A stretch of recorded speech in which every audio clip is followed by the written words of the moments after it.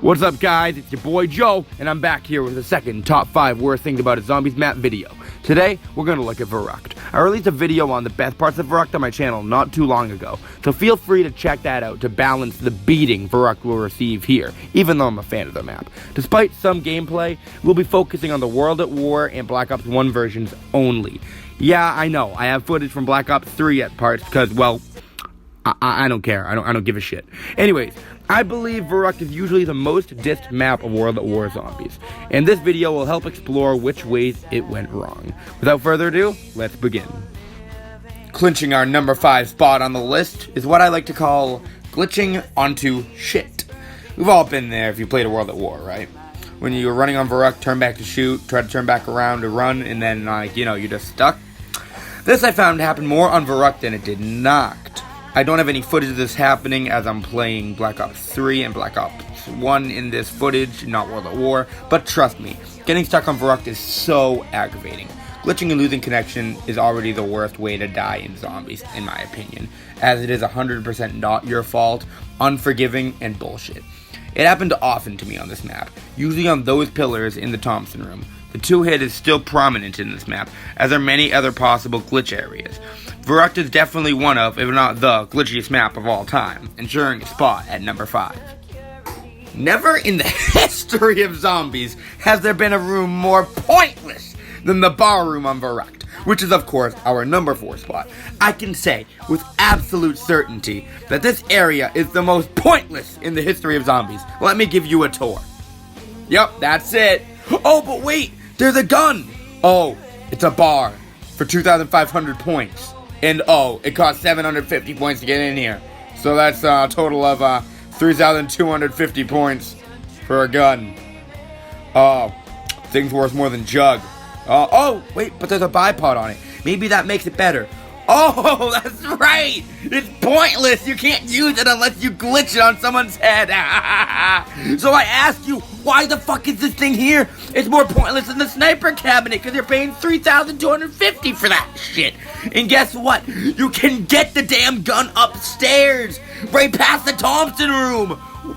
Why would you open this door unless that's a joke? It's the most pointless feature of the map, honestly! What kind of meth was Treyarch smoking when they fucking put in the bar room? It easily comes in at our number 4 spot. Jesus. Now, the next 3 parts go a little hand in hand. One part influences to another, which links with another. And I think that these 3 spots combined are what causes the hatred of Verrukt in comparison to the other World at War maps. Well, if only 1 or 2 of these things existed, the map would be much better off. So the 3rd place spot goes to the fact that there are no good areas on the map. And by good areas, I mean areas to stay and survive. Not how areas look, because I think the kitchen looks cool, the Thompson room, pretty much the whole map has a cool vibe. There's really nowhere you can go and stay on the map to survive. You have to do the full map train, which in itself is a very fun strategy, but still a red mark on the map and an inconvenience. People try to camp in the kitchen, or on the outside portion of the map on those decks, or even train in the Thompson room. But it absolutely doesn't work. Verrukt is a really hard map to get to a high round because of this. As mentioned in my Noct video, difficulty is fair on this map as well, but it is very frustrating that there really aren't many places to go. It lessens the replayability as there's only one good strategy, and it makes it difficult to survive in one area while another player is doing getting perks or crap. You're just gonna lead the whole zombies to them because you gotta train the whole fucking map. It's an unusual thing for a map not to have many spots to train or anything, or to camp. It's a thing, but it's very unusual, and it makes its mark on Verrukt, coming in at number 3. Now, our number 2 spot is my personal least favorite part of this map. I don't like this even more than the number 1 spot. And this number 2 spot has to be the stairs on the map. In the Noct episode, I mentioned that the ray gun is my primary reason of death on Noct. With Verrukt, it's moving through the stairs. On this map, it's essential to use the stairs often because, as I said, in our number 3 spot, there's really no area to stay. You have to do a full map train if you're going for a high round. These stairs are narrow, let me tell you, and the way they're designed, you can't see jack shit going up or down them. You could start going down, see zombies coming up when you get to the level place there. Try turning around and there's your train, you've been training, you see your train, there's 2 zombies coming from down, bunch of zombies coming from up, you are trapped.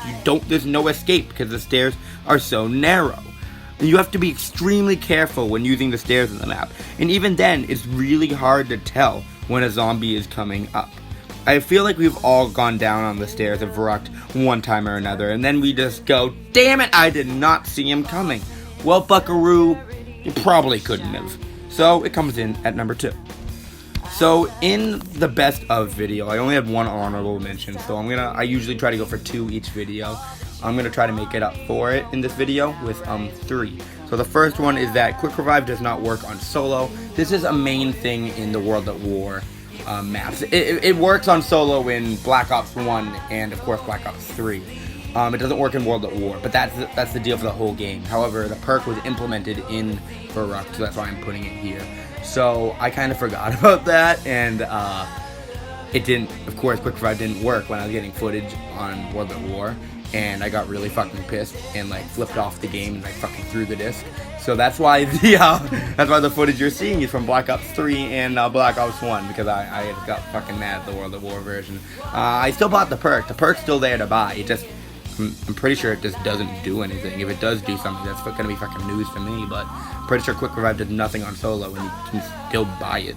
The second honorable mention would be the wonder weapons on the Black Ops 1 version. I did not put that on the list, so I'm trying to focus on the World at War version, but like, you know, the two are very similar. So, when they released Verrukt on the Black Ops 1 version, on the Resurrection Pack, they introduced the Winter's Howl in it. Well, they didn't introduce the Winter's Howl. Sorry, they reintroduced the Winter's Howl. It was on 5. It sucks, okay?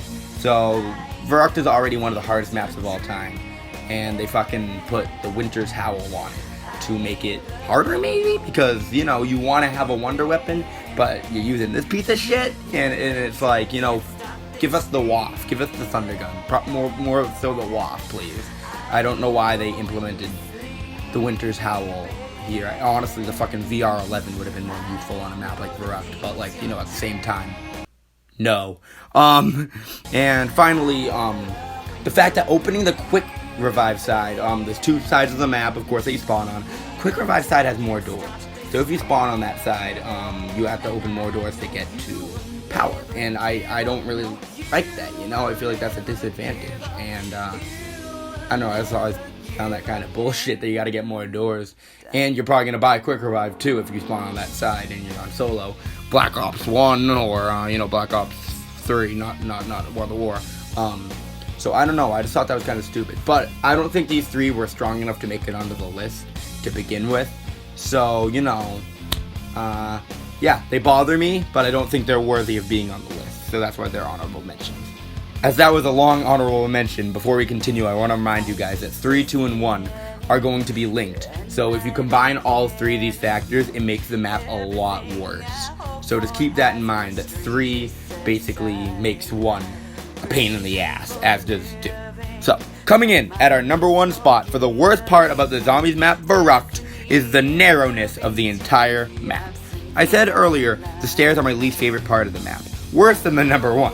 That's just because the stairs are like the rest of the map on steroids. Realistically, the whole map is a problem. It is way too close quarters for a Zombies map.